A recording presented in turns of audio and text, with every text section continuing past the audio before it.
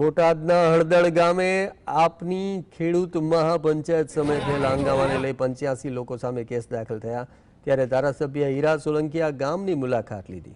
ગામના લોકોએ ધારાસભ્યને પોતાના ગામના લોકો પર થયેલા કેસને લઈ વ્યથા વ્યક્ત કરી, જે બાદ ધારાસભ્ય ઉશ્કેરાટમાં આવી કોઈકનું કરેલું કોઈકે ભોગવવું પડી રહ્યું છે અને આ ઘટનામાં નિર્દોષ લોકોને ન્યાય મળે તે માટે સરકાર દ્વારા તેઓ રજૂઆત કરશે તેવો વિશ્વાસ દાખવ્યો હતો।